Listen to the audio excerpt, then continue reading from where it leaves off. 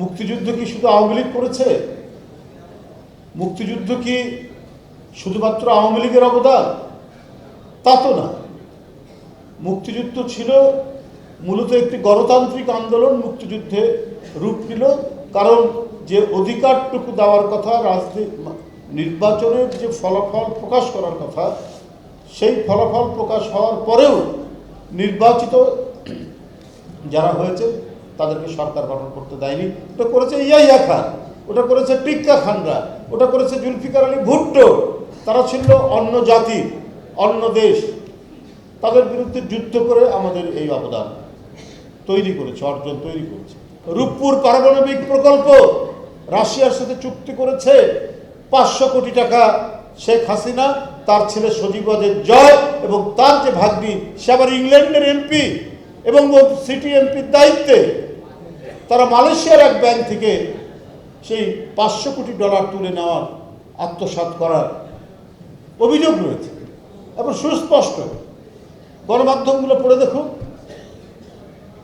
তাহলে কোন জায়গা থেকে ধরুন? টিউলিপ লেখাপড়া করেছে ইংল্যান্ডে। ইংল্যান্ডে একজন এমপি, একজন জনপ্রতিনিধির 1 টাকা 1 পয়সা দুর্নীতি, এটা একটা স্বপ্নের বিষয়।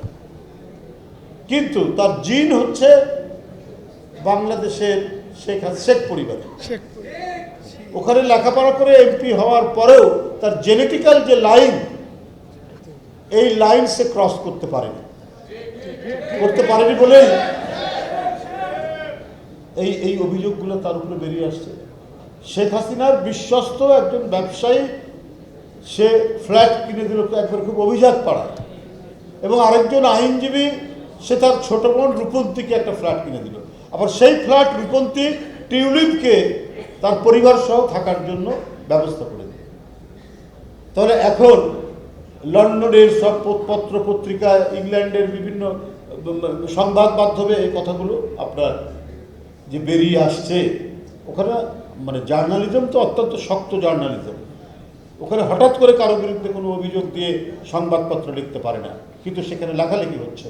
কারণ এগুলো সবই হচ্ছে শেখ হাসিনার এক একটা বৃহৎ দুর্নীতির চিত্র।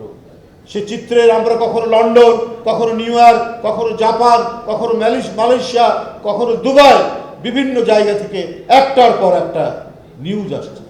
তাই আজকে শেখ হাসিনা কি স্ট্যাটাসে ভারতে আছে এটা কিন্তু বলতে পারছে না। বাংলাদেশে তার যে 2টি পাসপোর্ট, সেই 2টি পাসপোর্ট, একটা কূটনৈতিক পাসপোর্ট, একটা জেনারেল পাসপোর্ট, দুটাই বাতিল করেছে। তারপরে কি স্ট্যাটাস আছে? ভারত কিভাবে তাকে রেখেছে? কোনো উত্তর দিতে পারছে না, কোনো ব্যাখ্যা দিতে পারছে না। দেবেন কি করে? এত বড় ভয়ঙ্কর দুর্নীতিবাদ, তাকে যে আশ্রয় দিচ্ছে ভারত, তাহলে কিসের ভিত্তিতে? তার কোনো উত্তর নেই। এটা দিয়ে যাচ্ছে।